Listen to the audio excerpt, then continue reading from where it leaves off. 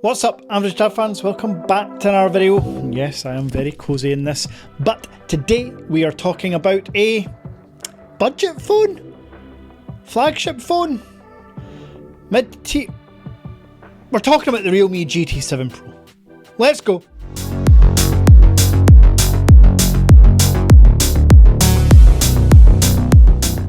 Hello. If you're new to the channel, I'm the Average Dad and I review basically every phone.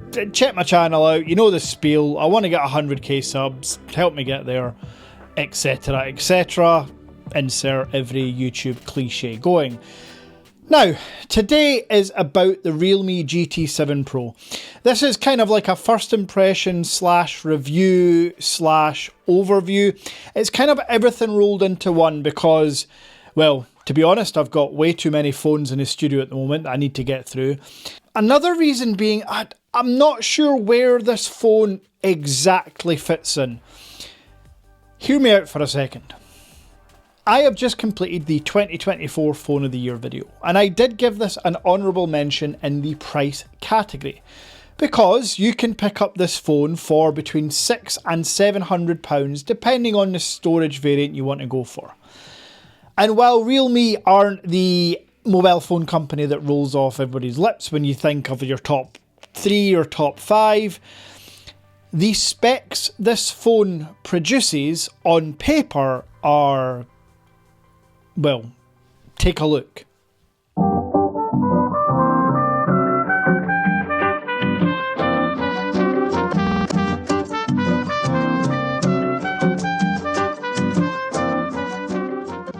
So as you can see there, from the build to the design, to the cameras, to the IP rating, the Snapdragon Elite chip, the display, even the speakers are good.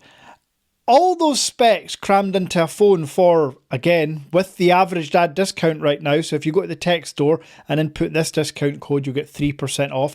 And if you're a channel member through Buy Me a Coffee, you'll get a further 2% off with the members code. So 5% off this device, well under the £600 mark for the base storage version.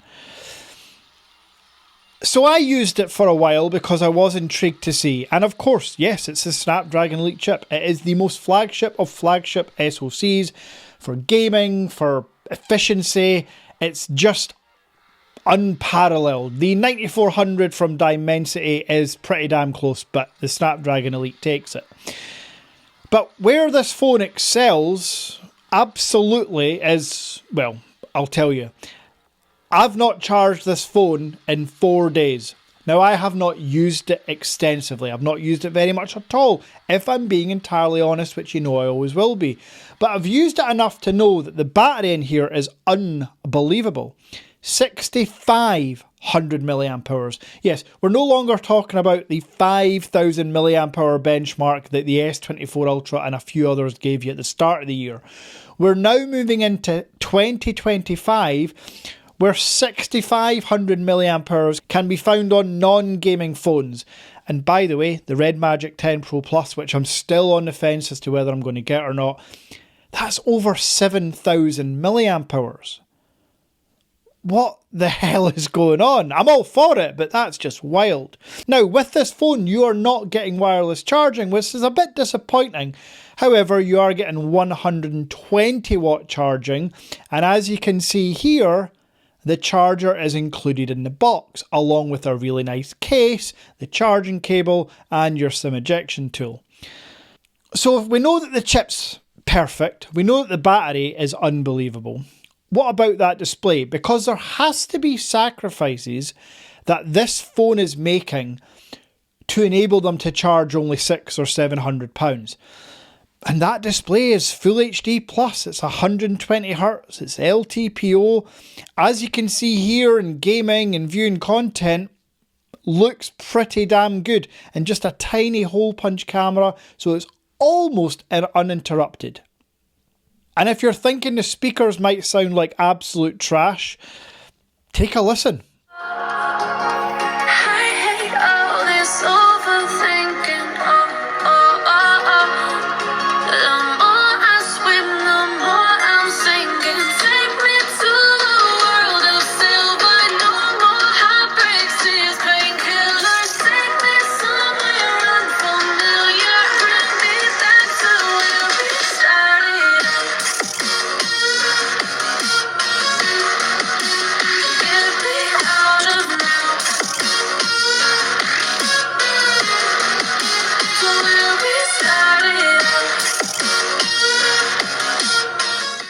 So you're probably at this point thinking, okay, what's the catch?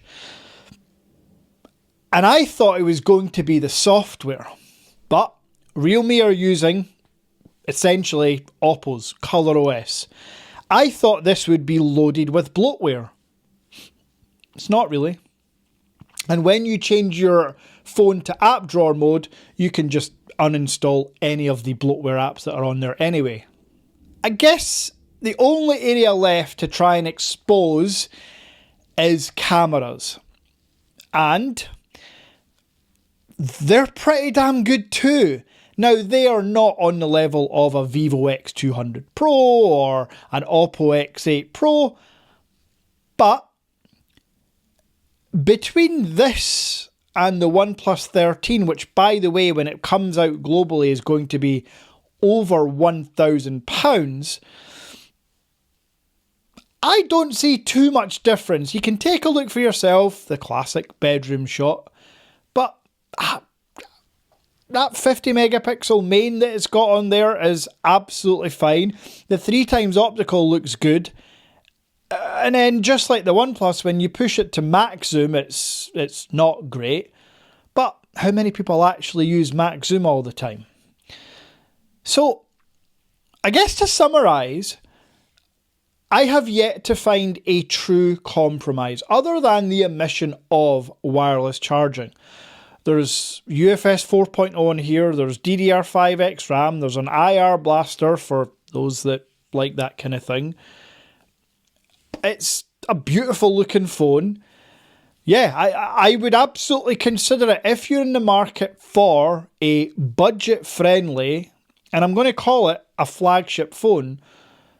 This absolutely has to be considered. Now, it is a Chinese ROM, and you can also get the OnePlus 13 Chinese ROM for basically the same price. So to me, bonus to RealMe for even competing with OnePlus, because they're far bigger, especially in the European market. But they've absolutely stood toe to toe. So this has been pleasant to use for the 4 days. But I'm a camera guy. I'm a Vivo fanboy. I admit it. The Vivo X200 Pro will always stay in my pocket. However, this is £1,000. This is £600. Same displays. Same dimensions, same build, IP rating. There is a lot to choose from if you're in the market for a phone. And I think that's important and valuable for us as consumers. We have the choice. Now, if you are looking to purchase your next phone, consider the Average Dad Tech Store. I have many phones, Chinese and global, for the best prices, shipping in the fastest times. So check me out. Hopefully you've enjoyed this kind of review, overview, specs dump. Bit of a mishmash of a few things. So I'll be back tomorrow or the next day with a kind of similar video on the Honor Magic 7 Pro. I guess until then,